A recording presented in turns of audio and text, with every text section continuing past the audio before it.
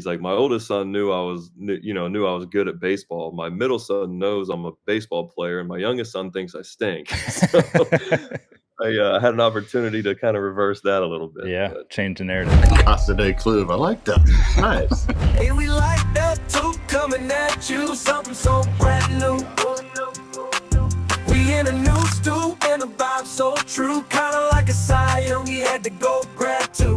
He with that Arizona Wildcat, in that upside down hat, and how many have I had stay with me? Round two. It's the price of admission on the Casa De Klub. What's up, everyone? Welcome back to the Casa De Klub show. I'm super excited about today's guest. We got a World Series champion, 8-time All-Star, newly minted Gold Glove winner, soon-to-be Cy Young Award winner, Chris Sale. What's up, Chris? How we doing, man? Thanks for having me. Yeah, thanks for coming on. I'm looking forward to this. I want to start off with where were you at leading into the 2024 season? Obviously, you got traded in the offseason. Sort of fresh start in a way with Atlanta. I know from my own experience, missing a lot of time. I never doubted myself, but maybe I doubted my processes, things like that.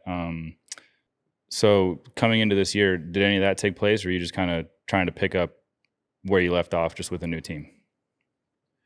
Yeah, I think you hit on a couple things. I think, the confidence in yourself never really wavers. I think that my expectations have always been the same, whether that's right or wrong, I don't know. But yeah, there was definitely some doubt in terms of, you go through a lot and you wonder if if you're able to kind of reach that maximum level again. But I will say that I went into last offseason, I was still with the Red Sox, and I figured it was gonna be my last year playing, really. And so I finished the year decent. I strung together a couple good starts at the end of 23. Yep. Went into the offseason healthy, and I kind of just told myself then, I said, listen, this is probably going to be your last year playing. Get after this offseason like you've never done before. Like, I'm going to give it one last really good go. So, I kind of started the offseason off with some vengeance, I guess you could say. And then obviously getting traded, it did kind of relieve, some of the pressure, and you get a little excited. You're around new guys. Yeah. It's a different scene, a breath of fresh air. So then, that the newness of that, the excitement kind of starts building up too. And I think with just a lot of those things, they got me to, where I was at. So that's pretty big 180 going from the offset of the offseason, think it's going to be your last year, to you get traded, you sign an extension, and all of a sudden, there's more to come. Did you think that the type of year you had this year was still in the tank, or did you think at 35 years old, I still expect a level of myself, but maybe that time has passed for me? Not really trying to play it safe here, but it was kind of a little bit of both, right? Yep. Like, yeah. And I think I did have some doubt, right? Like I've had surgeries, I've missed a lot of time. But again, like I always just kind of had in the back of my mind, like, you can do this, right? I know how good I am. The confidence, not wavering. I would say, and again, like I had a good off season. The off season gave me confidence going into the year, because I was like, okay, there was a lot of things. Like I finished the year healthy, which was huge for me. It's a big deal. I mean, it's a big deal to go into an off season knowing you're healthy, knowing you can prepare for the next one, as opposed to trying to put the pieces back together. Yeah, for sure. And being able to start throwing, I want to say I started throwing last offseason probably in like October. And as opposed to rehabbing in October and November, moving around in December, and not really starting till January, being able to start my actual offseason in October was huge. Has that always been an ideal offseason to throw that early, or has that kind of been something that's come on later for you? That's definitely been more recent. Yeah. my arm, like I've thrown for the last 2 weeks. I threw 4 times last week and then 4 times again this week, but again, I mean, it's 50 or 60% effort and I'm not getting past 75 feet. I'm basically just moving it to kind of keep it going, right? Yeah, no doubt. I Uh, mean, I can. Kind of like having a car sit, like, Mhm. this arm's got some miles on it, That's it. so she needs to move. The more miles you put on that car, that you better drive a little bit more often. You can't let it sit in the garage for too Yeah, long. Yeah, so just being able to have that and you know, and then I really think when I got to spring training is really when it was like, okay, like the ball was coming out good in spring training. yeah. And the velo was there. I felt like my stuff was there. And with the training I did in the off season and some of the tweaks that I've made in my routine, I was like, I think I got a pretty good chance at this. You you And you knew working. what at your best you felt like in February and March, and you felt like you were on the cusp of that. Yes, correct. Yeah, Yeah. and there's a difference. Being able to throw a baseball 94 miles an hour with every ounce of effort going into it, and throwing 94 and feeling like, I feel somewhat under control. Now that's coming from me. You watch my delivery. I got an elbow over here. My knees over here. Got stuff going everywhere, but.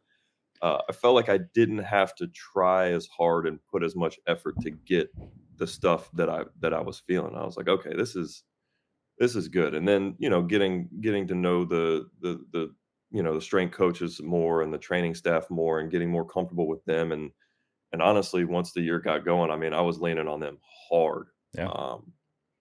So just maintaining that and using my resources around me and having the guys I had in my corner help me out a lot.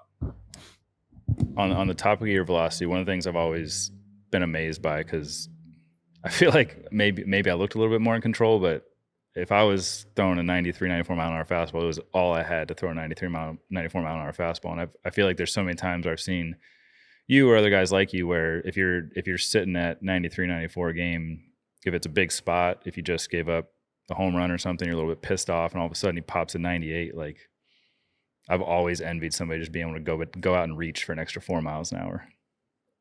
Yeah, well, and so I think Coop was big for me in that situation Mhm. where he's like, hey man, if there's nobody on, you got a couple runs or whatever, let's not just start burning right out of the gate. And I was actually kind of doing like a year reflection, I guess you could say. And I feel like this year more than every year, when I was younger, I felt like I was kind of a square peg in a circle hole guy, right? Like sometimes if I was out there and your best bolt someday is your best bolt, right? And Right. and if it's 92, it's 92.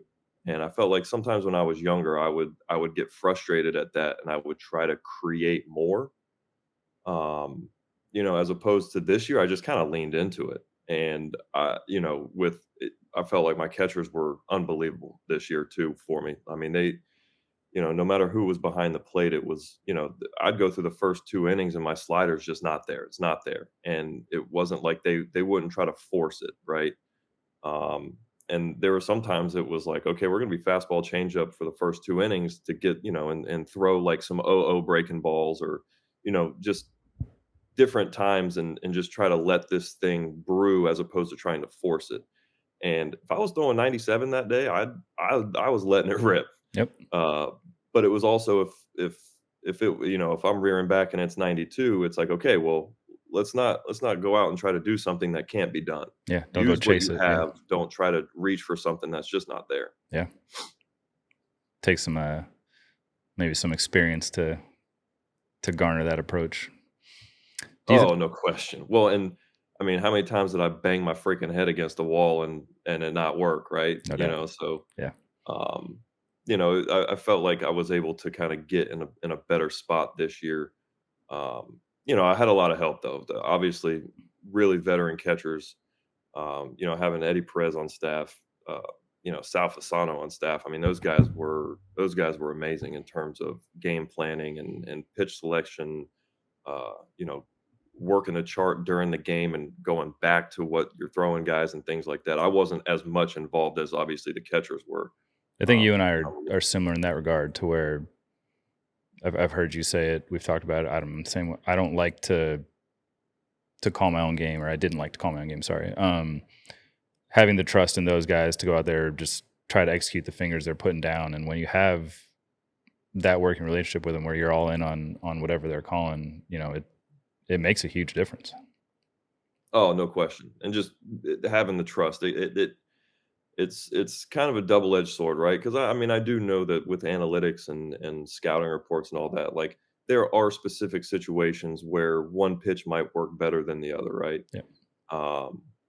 But I always say I'm lucky because I've never thrown a pitch with doubt. Mm-hmm. He's throwing a slider. Okay, where am I throwing this thing? Or, here comes fastball. Who cares? Like a 2-0 heater. I know it's coming. The hitter knows it's coming. The guy in the third deck knows it's coming. Yeah, see what you can do with it. Exactly. So focus more on competition in terms of, competing and instead of kind of some of the other stuff behind it. Yeah. As the year got going this year, aside from staying healthy, feeling like you were in a good spot, was there anything really that stood out to you, good, bad, just different, about Atlanta versus Boston or even Chicago? I mean, the first thing that comes to my mind is you getting to pitch in a warm environment for pretty much the entire season. Yeah, that was definitely nice. I know guys were, it does get hot during them. I mean, there were some day games where I felt like there was going to be a fire on the field. It's cooking, But, no doubt. being from Florida, I kind of grew up playing in that stuff. So it was nice. And I think, again, just kind of with a clean slate, a new set of fans. Braves fans are kind of sneaky too, because people forget that they were up until, I mean, not recently, but what was it? The 90s, really. Yeah. They were the kind of the team of the South. So Absolutely. they're that's a sneaky fan base in terms of, I mean, they traveled very well. Yeah. I mean, you're out in LA and there's Braves fans there. And just, it was a lot of fun kind of getting to know the energy of the ballpark, meeting fans and like, I went to like a fan fest in January and, it was very exciting. Obviously the team has had an unbelievable run for the last, 6-7 years, mixed in a World Series in the middle of that. So, and there was a lot of excitement going into this year, rightfully so. So, it was a good experience, and I definitely appreciated the change, but also kind of adapting to it. Do you feel like it gave you a chance to maybe re-explore yourself in terms of, you said you had some of the best moments and some of the worst moments of your career in Boston. Just being able to step away from that and kind of get back to that as basic, being a pitcher and playing the game of baseball. Yeah, no question. I've tried to do my best to be as honest as I can with really anything and everything, right? Like I know getting traded to Boston was one of the best things that ever happened in my career, right? I'm there for a couple of years. We won a World Series, and I mean that's still to this day the highlight of my career, right? Like winning that World Series and making the last out and celebrating with the team. It was a blast. And then after that was obviously very disappointing. I mean, there's really no other way to put it. They gave me a big contract. And I had the worst year of my career in 2019, hurt in 20, hurt in 21, hurt in 22, even, missed a couple months in 23. So it just, I felt, I've said this to a lot of guys. I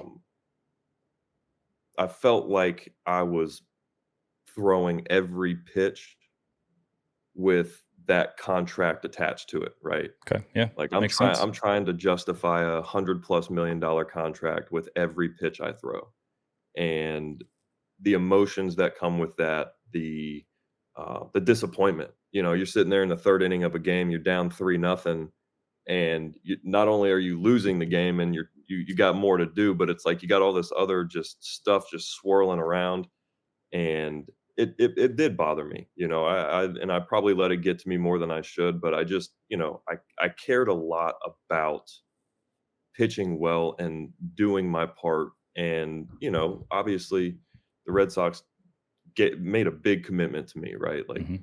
this is us doing our part for this relationship, right? Yep. And I didn't live up to my end of the bargain right there, right? Like, it's give and take. We do this, we expect this from you, and those expectations weren't met. So it was obviously heavy. It got heavy. And um, sometimes some of those, outbursts or some of those signs of frustration wasn't really just because of the pitch that I threw or Yeah. the situation that was happening right then It's and the there. It all was just, encompassing of all of it. yeah, I'm pulling the mountain behind me, and that's Mhm. just it's just not clean living. So, Yeah. Right. again, when getting to Atlanta, it just felt like I was so much lighter. I was Yeah. just like I was able to unhitch that trailer and kind of dump all of those thoughts, and um, I was just kind of getting ready to play baseball again. That was Yeah. it. That makes all the sense in the world. All right, so go back to that best moment of your career in Boston and winning the World Series. I'm watching the other night, and Walker Buehler runs out for the ninth inning, and the first thing that came to my mind was you closing it out for the Red Sox against the Dodgers, coincidentally enough. But as a starter, pitching, not that long before, coming back, closing the game, is it just strictly pure adrenaline? They were talking about it the other night, but was it strictly pure adrenaline to get through that inning, to get those 3 outs and shut the door on the series? Oh, for sure. And I was a little bit lucky too, because I've my first 2 years in the big leagues, or I guess first year and a half in the big leagues, I was in the bullpen. Right. So, you kind of lean back on some of those things, and in terms of like the routine and things like that. But you know how it goes, man. Like, as a starter, you start getting ready, an hour and a half, 2 hours before the game. You got all the time in the world. You're playing long toss before in the outfield. You got 25, 30 pitches to warm up with.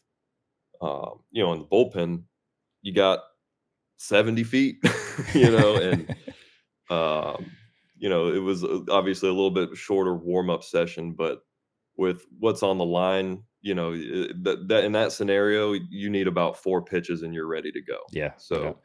We talked with AC when he came in a while ago, and he said how much it meant to him to have you, Nate, Eddie, be willing to pitch in whatever role. He said it freed him up to manage the series in a different way, because it was a necessity, but also because you guys were willing to step out of that comfort zone. yeah, and I'm sure you could say this about any winning team or very successful team. There wasn't a guy on that team that wasn't willing to do anything and everything. Our pitching staff was unbelievable, and our starters were more than willing to go out to the bullpen and pitch whenever. And I think how AC played that as a manager leading up to the postseason. It really allowed us to do that, because we had such a great year that um, it felt like the last month or maybe the last couple of weeks we were able to kind of dial it down a little bit, almost kind of prep for what was coming. So, um, you know, him doing his job and playing it to the T and just being, doing exactly what he needed to do as a manager allowed us to, maintain our strength and what we needed to do down the stretch, but also kind of helped us prepare to pick up some more innings when we needed to when the playoffs came around. Yeah. Continuing with the World Series, you won a World Series with him. I heard the other night he's the only one with the only active player with 3 World Series, I think. What makes Mookie so great, aside from the talent that shows itself every single day? I would I would say the most impressive thing about Mookie probably isn't even baseball. Yeah. I think it's all the other things that you can literally just kind of hand him, and he's just going to immediately be the best or one of the best you've ever seen.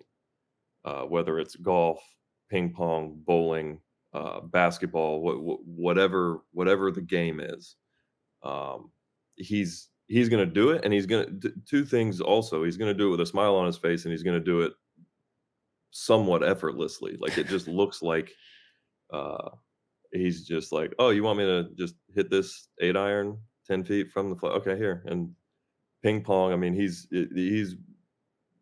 probably the best player I've ever seen on a baseball field in my dugout. It He's was just that guy that pisses off everybody else because it's yeah, so easy to but him. not really because he's such a good Because he's dude too. happy-go-lucky doing it. He's an easy guy to like. Yeah. So even when he's like, I pitched against the Dodgers this year, and it was my former teammates that got me. Kike freaking smoked the ball off the wall, hung a slider, and he just crushed it. And then Mookie hits a single up the middle and scores him. I'm just sitting there like, damn, and I still can't hate him. Yeah. A guy like Kike too. I mean, you talk about him elevating his game when he gets to the postseason. He did it in Boston. He did it again this year in LA. Sometimes those lights shining brighter brings out the best in guys. Yeah, for sure. And I even said it, during the year. I would say Kike, Nate, Eovaldi, those guys. It just seems like when you put them up against the wall, and when, like you said, when the lights are the brightest. We went to the playoffs in 21, and Kike was unconscious what he was doing. So again, like, it was one of those things I was happy to see for him, but by no means was I surprised to see him doing what he was doing. You've lived it firsthand. You've experienced it. Yeah, no doubt. Interested to see what he does during the parade today. I'm sure there'll be some good moments. Good moments there. Tarp's coming off, of course. Sure. No doubt. Yeah. It might never go on. We can only hope so. Yeah. All right. So let's circle back to Atlanta again. Was there a point in the year this year where you're feeling better, healthy? You're getting on a roll. Are you keeping an eye on how good, or maybe not keeping an eye, but aware of how good this season is turning out to be for you? Yes and no. I was aware of it. To say I wasn't, I'd be lying. Yeah. I was definitely aware of what was going on, and I tried to do my best to not worry about it, because I came into spring training just stay healthy, throw strikes, compete, right? Like, try keep it as simple as you possibly can.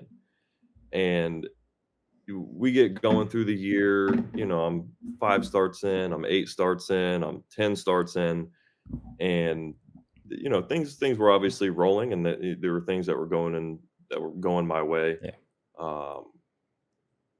But it was one of those things where I was like, I kind of kept it at arm's length, because I was like, if I allow this to come in, what's making me successful is now gone. Yep. And I would say it weirdly, right? Like, I was like weirdly like superstitious this year, like, where I'm generally not. Mm-hmm. And maybe it wasn't superstition as much as I was like, okay, you have the same mindset the whole year. Right. Go into every game the same. Don't get up because it's this team, and don't, think that this one's going to be a cakewalk. I don't care who walks through that door. It's one of 32. Don't make it more or less than that. Correct. And so I was like, okay, I'm aware that we're at the All-Star break now, and what my stuff looks like. And then, all right, like, made it to the All-Star break. Like, you're healthy, you're pitching well, don't do anything to screw it up, kind of thing, right? And then as the year kept going, it was just, you keep looking up and you keep seeing it, and it's like, okay, well, don't let that be the driving force. Keep the driving force the same as it was, because it's been working. Yeah. Easier said than done. Easier said than done, for sure. Yeah, no doubt. And I think that I had a lot of help too this year with that. I mean, go look at my starts. Our bullpen, if they weren't the best in baseball, I don't know who was. I mean, those guys nailed down every single situation. If they came in with runners on, the runners stayed on. If they came in with a 1-run lead, we won that game with a 1-run lead. For whatever reason, I think you're obviously going to have a couple games, but I felt like the offense was always clicking when I was pitching. Mm-hmm. There were a couple games here and there or whatever, but it just seemed like they always picked me up. And again, with the guys that I had behind the plate, you got a Gold Glover and Murph. Travis, he's one of the best veteran catchers in the league. And then, I had Trump out of the gate when Murph went down, and Trumpy worked his butt off back there, man. I mean, I had him for my first few starts, and it was a lot of fun because you could see him working back there and doing everything he could. And he got me through a lot of games too, and got me through some games at the beginning of the year when everything's not as crisp as they call it midseason form for a reason, right? No doubt. Yeah. There were a couple starts there where, I was getting led on a leash through the woods with a blindfold on, and it was that's a good feeling to have. It's one of those. I mean, it's, I guess, a luxury as a starter is, not only within each start, you have a little bit more leeway to work your way into a game, whereas relievers coming in, they got to be firing on all cylinders, but also in the season, you have a chance to kind of find your groove a lot of times. And, but like you're saying, just having those guys to guide you through that feeling out process is so comforting. Well, another cool thing too is I would still, I don't know if it's as like the 100% truth, but I would imagine that I've still thrown probably more innings to Tyler Flowers than any other catcher that I've played with. Mm-hmm. And he's with the Braves too. So he was there a few times, and I know that they leaned on him a little bit about, how I operate and, For sure. Catching styles and this, that, and the other. And it was fun seeing him, at the yard a few times. So makes you feel old though when there you're were a lot with of a things different that went team into and it, but you see guys from your first team. yeah, no doubt. So was there ever any conversations throughout the course of the year about workload or anything, just with where you were at, missing time, or how much time you missed the years prior, and then making every start and most of the time going deep in the game throughout those starts? Did that conversation ever come up?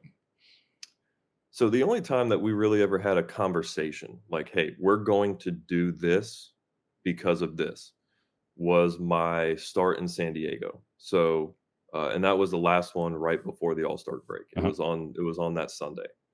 And it was basically, hey, we have a break coming up. Let's use it.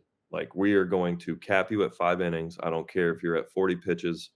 You're going to throw 5 innings today, and then that's going to be it. And we, obviously didn't throw in the All-Star game and took some of those days off, and then had some days on the back end coming back into it.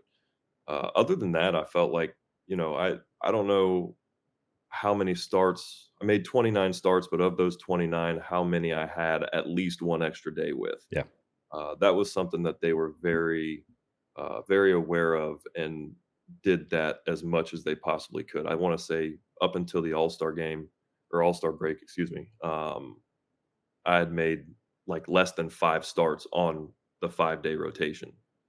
And I do think that helped me out a lot. You can get ready for the 5 days, right? Like, day 1 is, day 2's sore, day 3 kind of start coming back around, day 4 it's like, okay, I'm mostly back to normal, and day 5 you're ready to go, and then you got adrenaline and all the other things. But I felt like they did a really good job of being aware of, obviously, the workload in previous years, but also, giving me the extra day when they could. Yeah. What was your All-Star game experience like this year, not throwing? I mean, I'm pretty sure you threw in every other one, if you didn't start every other one. But, going there and just kind of not having to worry about that and just enjoy the whole thing. Was it any different? Oh, no question. This one was probably the most different than all the other ones, right? I made sure to enjoy myself at this one and spend as much time. Like, I had my kids in the clubhouse. We're out there watching the home run derby. To be totally honest, right? Like, you go through a stretch, and from 2012 to 2018, it was like, I was there the whole time, and you just, I can admit this now, it's not the right way of thinking, but sometimes you just think the good times just keep rolling, right? Yeah. I mean, and then honestly, you didn't know any better. That was your experience as a big leaguer. And then things happen, circumstances change. I go through what I went through, and with this one, it was, again, that was another weird thing. Like, I knew where I was at. I knew I was probably deserving, but I wouldn't allow it to get in my head. It was like, you hear chattering, teammates are like, "Oh man, you're going to the All-Star game, blah, blah, blah." And I did everything I could to just block it out. Yeah. But when it did happen, um, you don't think there were times I didn't think it was ever going to happen again. Mhm. And, my oldest son remembers, going to All-Star games and meeting guys. My middle son was 2, or a year and a half actually of my last one in 2018. And then my youngest son was born in 2019. So he had never been to one. So I had a former teammate say something pretty funny, and I felt like I was falling into that. He's like, my oldest son knew I was good at baseball. My middle son knows I'm a baseball player, and my youngest son thinks I stink. So I had an opportunity to kind of reverse that a little bit. Yeah, But change the narrative. There you go. I would just say I kind of just soaked it in a little bit more. Yep. You sit in that clubhouse, and you look around at some of the guys in there, Hall of Famers, young guys that are just electric, and I think I maybe appreciated this one a little bit more and just soaked it in a little bit more. Yeah. What's your best All-Star game memory from all the ones you've been to? Ooh, best All-Star game memory. It has to be my first one. There is nothing like the first one. Yeah. And just really not like I've watched baseball my whole life and watched the All-Star game and the home run derby and stuff like that with my dad as a kid. But until, the excitement of like, hey, you're an all-star. Not only are you a Major League Baseball player, but you're an all-star now. Yep. That was wild. Yeah. And just walking in that room, 2012, there were some dogs in that room. For sure. And I just remember walking in there and just being like, what am I doing here? Yeah. What am I like? How is this even? I mean, you got Verlander, you got Weaver, you got CC Sabathia, Robinson Cano, freaking Derek Jeter sitting over there, and you just the names you just keep rattling, and you're just like, how am I here? How did this happen? And I've just felt like I was a little almost starstruck a little bit. I'm sure there's plenty of guys that felt that way walking in, seeing you after a while too. Well, how the times change. I think I was the oldest guy in the National League clubhouse. Yeah, well, that's a good thing. I mean, that means you're still doing it. Yeah, I tricked them for a year, I guess. Yeah, I don't know about that. Does this off season coming up look different for you than the last one? Because the last one led to such a great year. You said it was the foundation of it and stuff. That being said, you didn't have necessarily the workload that you had in 2024 going into last offseason. Is there things you're going to change? Are you going to try to ride out the same approach and go with what's working? I'm going to do the exact same thing. I really liked how last offseason played out. I felt really strong going into the year. I felt like I was able to get up to the heaviest I've ever been in my career. I was able to maintain that throughout the whole year. And I felt like when I got to spring, and this is obviously too because I've been hurt a lot the last few years, but I just felt like I got to spring training and I was ready. Yeah. I felt like this spring training, I felt like it was 2016, 2017, 2014, where like I'm showing up to spring training, and if I had to pitch in a game, like I could do it. Yeah. And I was prepared, and I felt strong. I felt like everything was working the way it was supposed to work. And I truly believe that's because of the off-season work. So if it's not broke, don't fix it. I don't want to bake the best cake I've ever made and then use a different recipe. Yeah, for sure. Well, I think Braves fans, baseball fans are all hoping that approach leads to another season just like this one. Thanks so much for coming on. Can't say how fun this was, but I think you got a little more hard work coming your way in a few weeks, and hopefully it's not the last one for you. Chris, thanks a lot. I appreciate it, man.